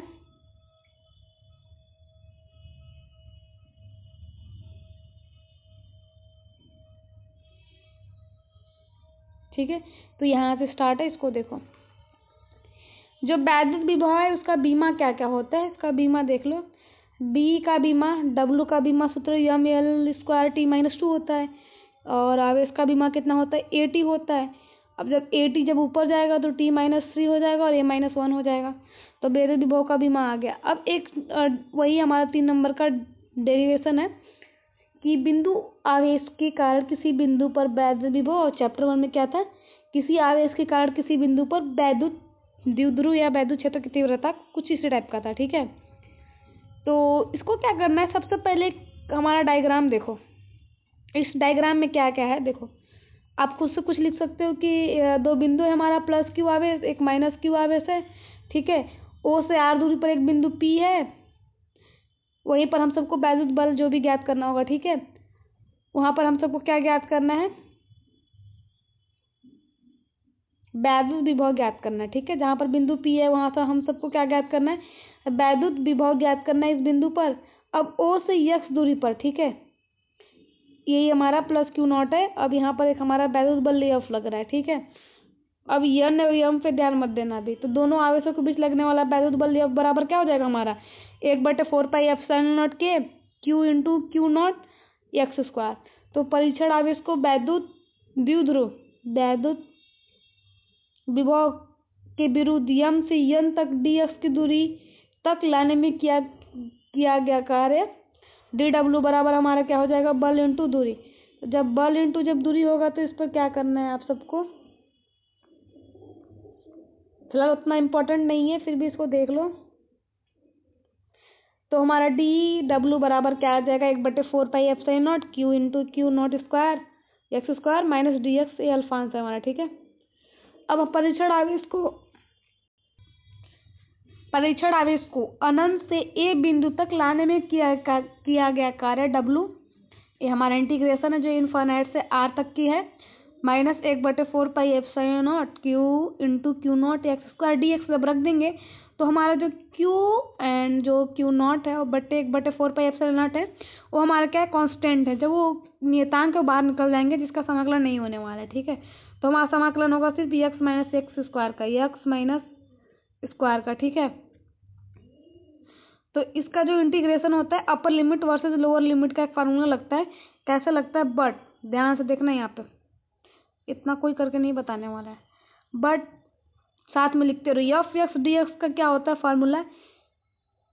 x N plus one, X के जगह पे हमारा -2 है, +1 -2 +1, तो हमारा क्या हो जाएगा? एक्स -1 बट्टे -1 जो बराबर होगा -1 बट्टे एक्स का। तो उसके जगह पे हम सब यही रख देंगे। तो W बराबर हमारा -Q.Q0 4πε0 के, ठीक। अब 1/r माइनस 1/ε0, बट 1/ε0 बराबर क्या होता है? 0। अब जब 0 होता है तो ध्यान रखना, तो W बराबर सिर्फ हमारा इतना बचा, जब वो हट जाएगा हमारा तो ε0, तो जो हमारा Q0 जब उधर चला जाएगा तो बचेगा 1/4πε0 के Q/r। और जो W/Q है वो किसके बराबर होता है? V, यानी वैद्युत विभव के बराबर होता है। तो इसके जगह पे V रख के हम सब क्या लिखेंगे? 1/4πε0 के Q/r²। अब K के जगह पे हम सब क्या रख देंगे? 1। अब 1 रख देंगे तो यही आ जाएगा। अब इसके जगह पे हमेशा की तरह 9 × 10 के घाते 9 का मान रख दो, कंप्लीट। वैद्युत विभवांतर भी क्या होता है? सेम उसी टाइप का, वैद्युत विभव से बस अनंत का थोड़ा सा उसमें अनंत होता है और इसमें एक बिंदु से दूसरे बिंदु तक होता है। कैसे होता है? चलो देखो, वैद्युत विभवांतर किसे कहते हैं? कि वैद्युत विभवांतर, ठीक है, एकांक धनात्मक परीक्षण आवेश को, ठीक है, एक बिंदु से दूसरे बिंदु तक लाने में जो किया गया कार्य W है, वही उन बिंदुओं के बीच क्या कहलाता है? विभवांतर कहलाता है। अब विभवांतर बराबर भी क्या होता है? VA - VB बराबर W/Q। अब W क्या है? हमारा कार्य है जिसका मात्रक होता है जूल। अब Q0 क्या है? हमारा आवेश है जिसका मात्रक होता है कूलाम। अब एक कौन सी राशि है? सदिश, जूल प्रति कूलाम या वोल्ट है, ठीक है। अब इसका राशि बताना है, सदिश राशि क्या अदिश राशि है, विभवांतर कमेंट में सारे स्टूडेंट, ठीक है। अब एक इलेक्ट्रॉन वोल्ट का डिफिनेशन एग्जाम में पूछता है कि एक नंबर का रहता है कि इलेक्ट्रॉन वोल्ट का परिभाषा लिखिए, तो कैसे लिखोगे? चलो ठीक है, यहाँ देखो ऐसे ही लिखना है।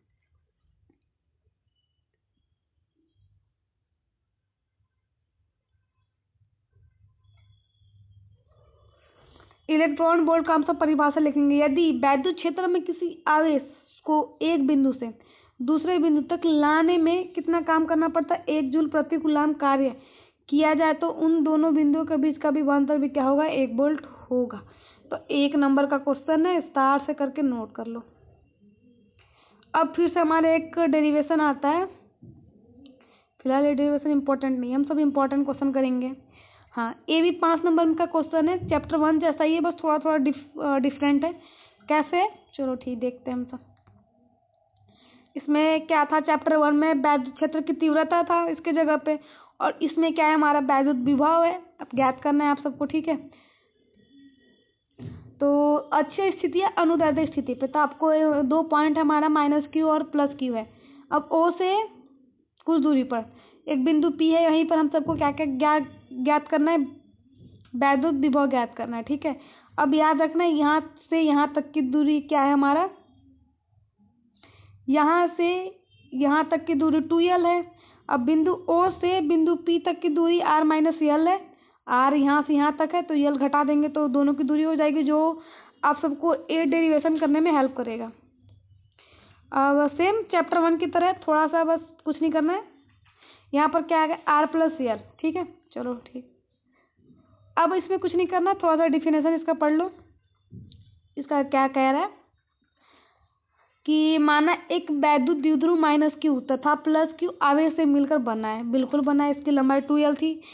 ऐसे मतलब ऐसे माध्यम में रखा गया है जहाँ जिसका परावैद्युतांक K है। हमें इस द्विध्रुव O से R दूरी पर, ठीक है, एक बिंदु P स्थित है, वहीं पर हम सबको अच्छी स्थिति ज्ञात करना है, वैद्युत विभव का निर्धारण करना है।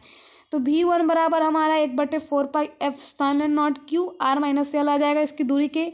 इसका दूरी आप सबने देखा डायग्राम में, R - L है, ठीक है।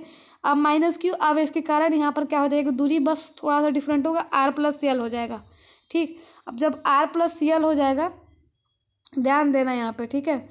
अब जब R + L हो जाएगा यहाँ पे, तो दोनों में कुछ अंतर नहीं रहेगा। एक Q/4πε0 के हम सब कॉमन ले लेंगे, बचेगा हमारा इतना, दोनों कैल्शियम ले लेंगे, माइनस माइनस से माइनस कट जाएगा, बचेगा हमारा 2QL। अब 2QL P के बराबर होता है। अब जब P के जब बराबर होता है तो P रख देंगे उसके जगह पे। अब इसके बाद वही L को नगण्य मान लेंगे R के सामने, जैसे R के सामने कुछ है ही नहीं, तो यही क्या करेंगे हम सब, L स्क्वायर को जब नगण्य कर देंगे तो बचेगा 1/4πε0 के, बचेगा हमारा 1/4πε0 के PR²। अब इसके के को क्या कर लेंगे हम सब, फिर से 1 मान लेंगे, फिर इसके जगह पे हम सब क्या रख देंगे, 9 × 10 के घाते 9। बस यही सिंपल सा है। अब निरक्षीय स्थिति अगर एग्जाम में आ गए तो आपके लिए तो मजे मजे है। कैसे? क्योंकि इसका मान 0 आएगा, पहले से जान लो। कुछ भी करने के बाद इसका लास्ट में आंसर 0 आने वाला है। कैसे आने वाला है देखना। एक AB है, ठीक है, उसमें A पर हमारा -Q आवेश है और B पर हमारा क्या है, +Q आवेश है, ठीक है।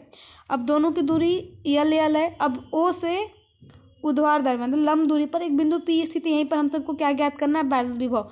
अब दोनों का जो भी आता है अपोजिट रहता है और कट जाता है। कैसे कटता है चलो देखो।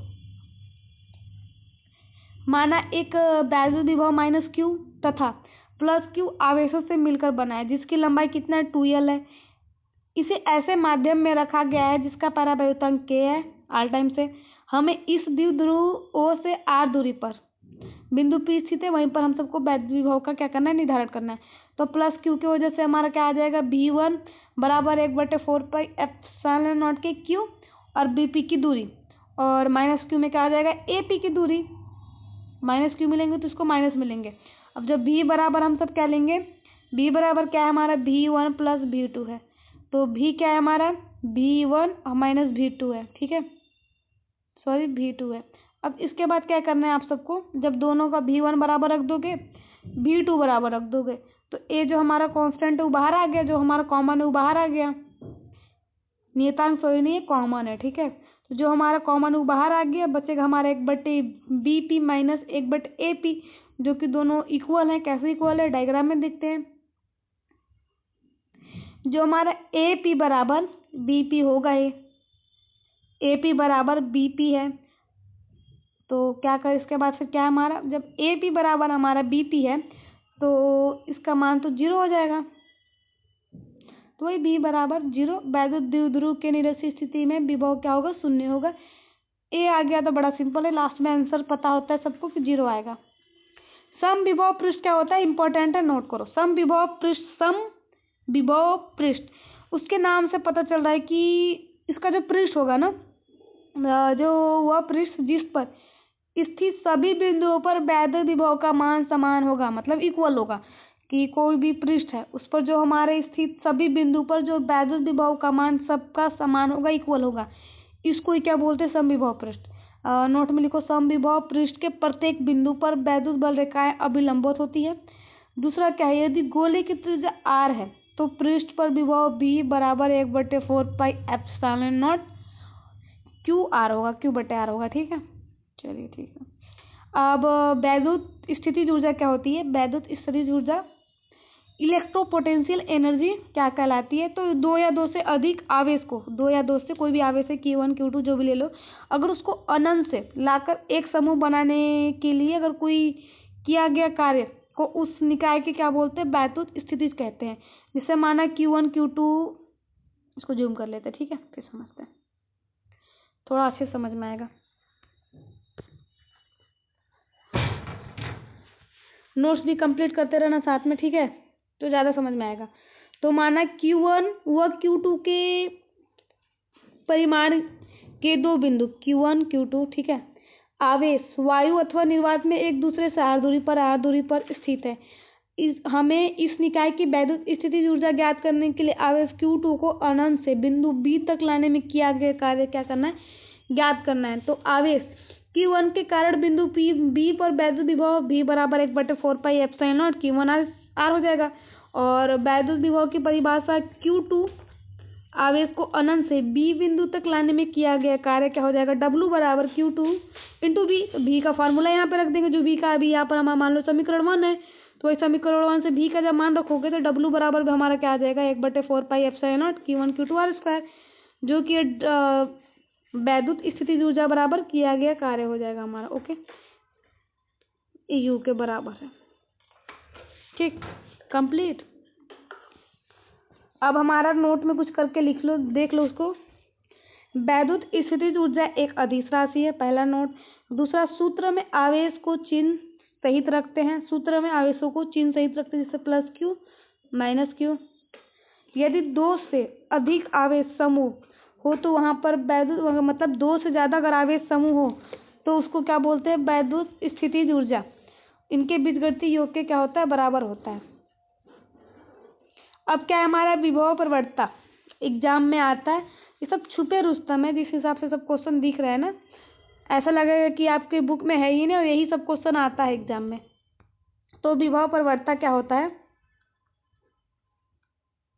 विभव प्रवणता पोटेंशियल ग्रेडियंट क्या होता है कि देखो यहाँ पर आपको प्लस क्यू, पहले इसको कर लेते हैं, ठीक है।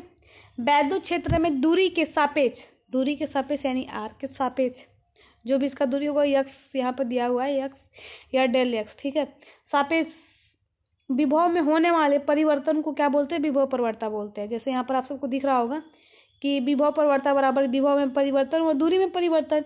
तो इसका विभव क्या है, b minus del b minus b और x plus del x minus x.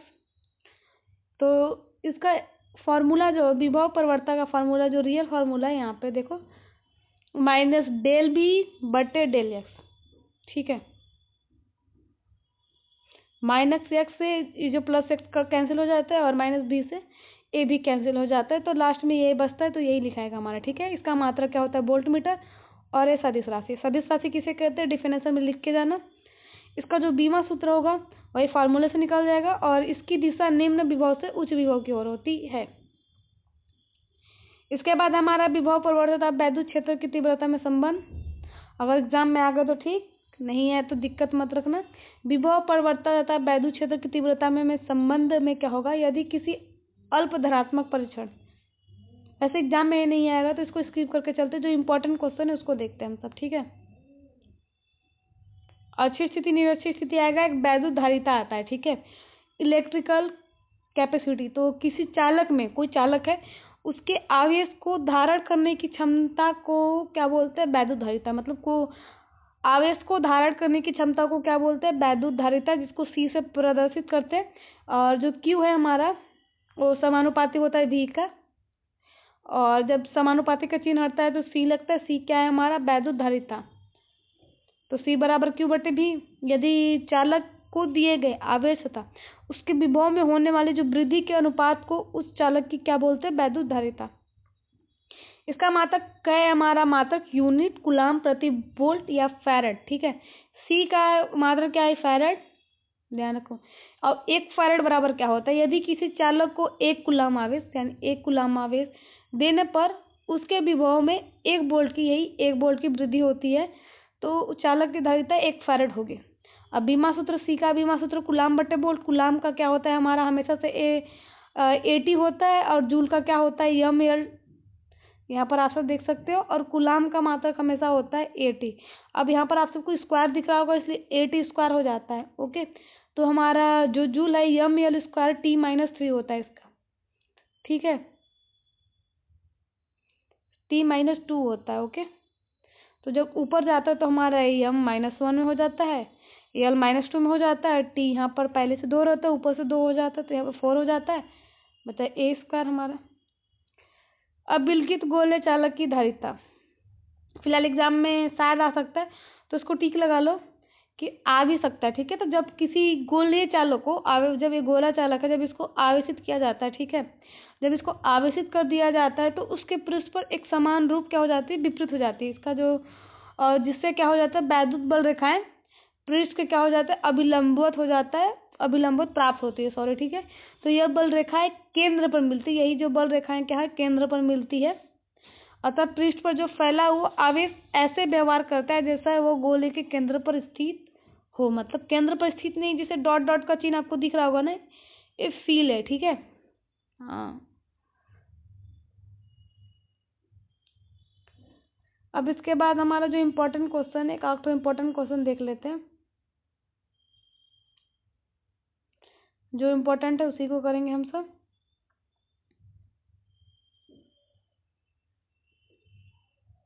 संधारित्र किसे कहते हैं, कैपेसिटर किसे बोलते हैं? तो संधारित्र एक ऐसा समायोजन है जिसके द्वारा, ठीक है, आकार में परिवर्तन किए बिना चालक पर अधिक से अधिक आवेश संचित किया जा सकता है।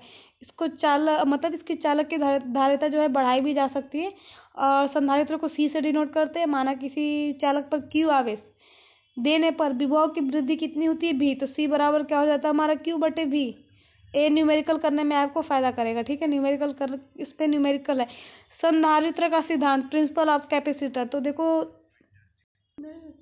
संधारित्र का सिद्धांत, प्रिंसिपल ऑफ कैपेसिटर, ठीक है। तो चालक ए की धारिता सी बराबर क्यू बटे बी। जस्ट अभी हम सब पढ़े समीकरण 1। ए पर प्लस क्यू आवेश है और बी पर प्लस प्लस प्लस, और यहाँ पर क्या है, अनावेशित है चूंकि, ठीक है। और ए जो है हमारा आवेशित है और बी को मतलब इसको पृथ्वी साइड किया गया है। यदि भू संपर्कित करने के बाद बी का विभव माइनस बी हो तो संयोजन की धारिता कितना होता है, क्यू बटे B plus minus B, B के लिए, ठीक है। तो हमारा सी बराबर क्या हो जाएगा, क्यू बटे बी माइनस बी डैश। इसको डिनोट कर देते हैं समीकरण 2। अब समीकरण 2 और 1 में जब भाग देंगे तो हमारा क्या बचता है, जो बी होता है बड़ा होता है किससे, बी माइनस बी डैश से बड़ा होता है। अब जब बड़ा होता है तो वही क्या होता है हमारा, बस यही होता है, कुछ नहीं, ठीक। अब इसका सिद्धांत इस तथ्य पर आधारित है कि जब किसी आवेशित चालक के समीप एक आवेशित वस्तु, एक अनावेशित वस्तु जब रख दिया जाता है तो क्या होता है, अनावेशित चालक जब रख दिया जाता है तो आवेशित चालक का विभव इसका क्या हो जाता है, थोड़ा सा विभव कम हो जाता है, यानी बी इसका कम हो जाता है।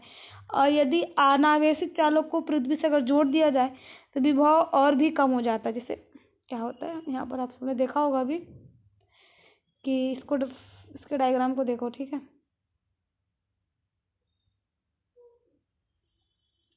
इसके डायग्राम को देखो कि यहाँ पर आप सबको दिख रहा होगा ए जो कि आवेशित है, बी अनावेशित है। तो आवेशित है, ठीक है।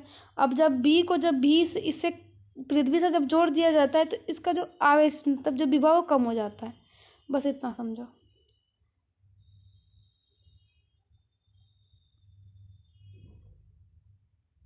संधारित्रों का संयोजन आपने क्लास 10 में पढ़ा हुआ है। इस हिसाब से जैसे श्रेणी क्रम का संयोजन, श्रेणी क्रम का संयोजन, समांतर क्रम संयोजन, इस टाइप का। तो श्रेणी क्रम क्या होता है, एग्जाम्पल झालर बत्ती आप दिवाली में जो यूज करते हो वो हमारा श्रेणी क्रम में होता है, ठीक है। तो संधारित्रों का संयोजन समझेंगे हम सब। तो श्रेणी क्रम में मान लीजिए 3 संधारित्र के प्लेट है, C1 C2 C3, जिस पर विभव V1 V2 V3 है, जिस पर आवेश प्लस क्यू माइनस क्यू है और इसको भू संपर्कित किया गया है पृथ्वी से, ठीक है। तो V1 बराबर हमारा फार्मूले से हो जाएगा क्यू बटे C1, V2 बराबर क्यू बटे C2, V3 बराबर क्यू बटे C3। वही लास्ट में क्यू को क्या कर दिया गया है, V बराबर V1 V2 V3 का जब फार्मूला लिख लेंगे हम सब तो क्यू कॉमन है, कर लेंगे कॉमन, जब उसका निकाल लेंगे तो हमारा क्या बचेगा, V बराबर भी हम सब क्यू बटे सी यहाँ पे जब लिखेंगे, ठीक है, क्यू कॉमन हो जाएगा। अब जब क्यू इधर आएगा तो क्यू से क्यू कैंसिल हो जाएगा, बटेगा 1/c। तो हमारा 1/c1 plus 1/c2 plus 1/c3 यही हमारा होगा, जहाँ पर क्यू क्या है हमारा कांस्टेंट है। बहुत सिंपल है। अब समांतर क्रम में क्या होता है, जैसे आपके घरों में जो लाइट है ना वो समांतर क्रम में ऐड हुआ है। तो यदि संधारित्रों पर आवेश C1 C2 C3, ठीक है, क्रमशः आवेश Q1 Q2 Q3 है, तो Q1 बराबर Q बराबर C भी, Q2 बराबर C2 भी और Q3 बराबर सेम डिटो C3 भी। अब आवेश संरक्षण के नियम के हिसाब से Q बराबर Q1 plus Q2 plus Q3। अब जब तीनों का जब मान रखोगे तो हमारा जो भी है वो कांस्टेंट आ जाएगा। जब भी कांस्टेंट आ जाएगा, जब भी कांस्टेंट यहाँ पे आ जाएगा तो हमारा क्या हो जाएगा, क्यू के जगह पे क्यू बटे भी, क्यू से क्यू कैंसिल हो जाएगी, मतलब भी से भी कैंसिल हो जाता है, ठीक है। सी बराबर क्यू बटे भी, ठीक है। तो इसके जगह पे कट नहीं करेंगे, इसको क्या करेंगे, जो भी है ना भी इधर आ जाता है हमारा, तो क्या बचता है क्यू बटे भी। अब क्यू बटे भी के जगह पे हम सब क्या लिखेंगे, सी। तो सी बराबर C1 plus C2 but plus C3, ठीक। अब ऊर्जा घनत्व तो ए भी 3 नंबर या 2 नंबर या 1 नंबर, तीनों में से कोई किसी में एक में तो दिया ही जाएगा। तो ऊर्जा घनत्व क्या होता है, तो समांतर प्लेट है, ठीक है। तो संधारित्र के एकांक आयतन में प्लेटों के मध्य संचित वैद्युत स्थितिज ऊर्जा को क्या बोलते हैं, उस ऊर्जा घनत्व बोलते हैं, मतलब ऊर्जा घनत्व बोलते हैं। इसको म्यू नॉट, इसको म्यू बोलते हैं, ठीक है, म्यू से प्रदर्शित करते हैं। इतना बस देख लो। अब चैप्टर 3 वैद्युत धारा, इलेक्ट्रिक करंट, सबसे इंपॉर्टेंट चैप्टर हमारा आ ही गया। अब इसमें कुछ 4-5 क्वेश्चन इतने इंपॉर्टेंट है जो एग्जाम में आएंगे ही आएंगे, हर साल पूछे जाते हैं। तो इस चैप्टर से आपके 15 नंबर 12 नंबर तो फिक्स है। तो वैद्युत धारा क्या होती है, सबसे पहले इलेक्ट्रिक करंट क्या होता है। आपके घर में इलेक्ट्रिक करंट सुना होगा कि आवेश में प्रवाह दर को क्या बोलते हैं, जिससे आवेश में कोई प्रवाह हो रही है किस हिसाब से समय के अंतराल से, तो उसको क्या बोलते हैं, वैद्युत धारा। या इसका डेफिनेशन पढ़ो, किसी चालक में एकांक समय में प्रवाहित होने वाले वैद्युत आवेश को वैद्युत धारा बोलते हैं। तो क्या होता है, मतलब वैद्युत धारा किसे कहते हैं, आवेश प्रवाह की दर को क्या बोलते हैं, वैद्युत धारा बोलते हैं, ठीक है। तो जिसका फॉर्मूला I बराबर QT होता है। Q क्या है हमारा कूलाम, T क्या है हमारा समय। वन डे ग्राफ, ठीक है, वन डे ग्राफ आप सबने सुना होगा कहीं पे। वन डे ग्राफ क्या होता है, वन डे ग्राफ एक मशीन है, ठीक है, जिसकी सहायता से हम सब अति उच्च विभव, लगभग मतलब 10⁶ मिलियन कोटि का विभव निर्मित करते हैं। 1 मिलियन बराबर कितना होता है, कमेंट करके जाना, ठीक है। 1 मिलियन बराबर कितना होता है। वन डे ग्राफ जनित्र का कोई सिद्धांत है, तो उस सिद्धांत को देखो और समझो क्या है सिद्धांत इसका। इन्होंने एक सिद्धांत दिया था, जब किसी खोखले गोले को, कोई खोखला गोला है, जब उसको जब आवेशित किया जाता है तो वह एक केवल उसके बाहरी पृष्ठ पर समान रूप से एकत्रित होता है, मतलब इस बाहर के पृष्ठ पर एकत्रित होता है। यदि किसी गोले की त्रिज्या r, ये गोले की त्रिज्या r, दिया गया आवेश q, तो v बराबर 1/4 पाई एप्सिलॉन नॉट q बटे r होगा। और इसका जो सेकंड पॉइंट हो क्या होगा कि किसी आवेशित चालक द्वारा वायु में वैद्युत विसर्जन तीक्ष्ण नुकीले सिरों से क्या होती है, प्राथमिकता से होता है। अब इसका फार्मूला क्या होता है, Q बटे A, और इसको क्या बोलते हैं, सिग्मा बराबर Q बटे A। मात्रक इसका क्या हो जाएगा, कूलाम प्रति सेकेंड, या एम्पियर कह सकते हो। बीमा इसका A आएगा, अदिश राशि है।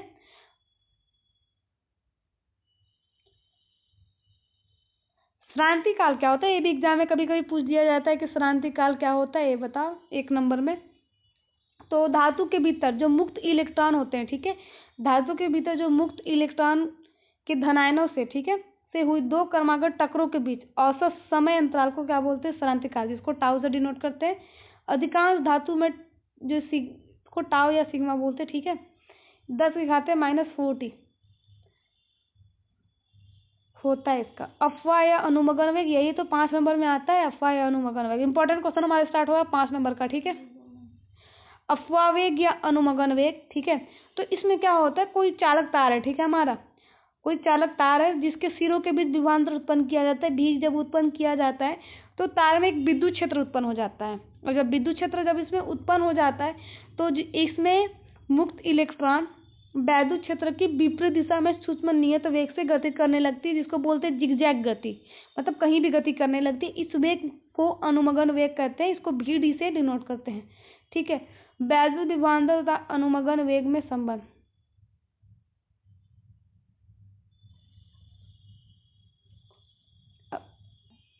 तो हमारा अनुगमन वेग कंप्लीट हो गया हमारा। अब इसमें जो इम्पोर्टेंट क्वेश्चन है आप सबको क्वेश्चन बताते हैं, ठीक है।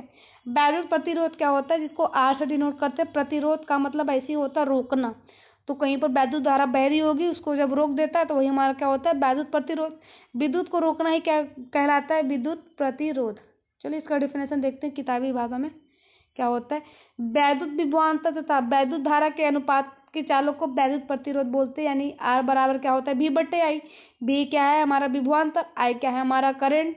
अब दोनों के अनुपात को क्या बोलते हैं हम सब, वैद्युत प्रतिरोध। डिफिनेशन लिखने का एक नया तरीका है, मस्त तरीका है सब, ठीक है। अब इसका जो मात्रक होता है वोल्ट बटे एम्पियर होता है, या इसको ओम बोलते हैं, ठीक है। तो ओम बराबर वोल्ट बटे एम्पियर। अगर V बराबर 1 वोल्ट है और I बराबर 1 एम्पियर है तो हमारा प्रतिरोध RB क्या होगा, 1 होगा। अब वैद्युत प्रतिरोध का बीमा सूत्र क्या होता है, तो R का मात्रक ओम होता है या वोल्ट प्रति एम्पियर। तो इसका क्या हो जाएगा हमारा जूल बटे कूलाम एम्पियर। जूल का क्या होता है, ml² T - 2, कूलाम का AT और एम्पियर का A। तो यही इसका क्या हो जाएगा हमारा L square T minus 3 A minus 2। अब वैद्युत चालकता क्या होती है? वैद्युत चालकता समझ रहे हो ना, मतलब वैद्युत प्रतिरोध के व्युत्क्रम को, मतलब जो वैद्युत चालकता है वो 1/R, इसके व्युत्क्रम को क्या बोलते हैं? वैद्युत चालकता। इसको ओम या मोहो या साइमन इसका मात्रक है। ठीक है, अब सबसे इम्पोर्टेंट क्वेश्चन हमारा यहाँ से स्टार्ट होता है, धारा घनत्व क्या होता है, करंट डेंसिटी क्या होता है, ये भी क्वेश्चन पूछा जाता है। तो धारा घनत्व क्या होता है? कोई चालक है, ठीक है, किसी मतलब कोई चालक है जिसके बिंदु पर प्रति एकांक क्षेत्रफल से अभिलंबो जो जिसे इसमें अभिलंबोत गुजर रहा है हमारा करंट, ठीक है, तो अभिलंबोत गुजरने वाले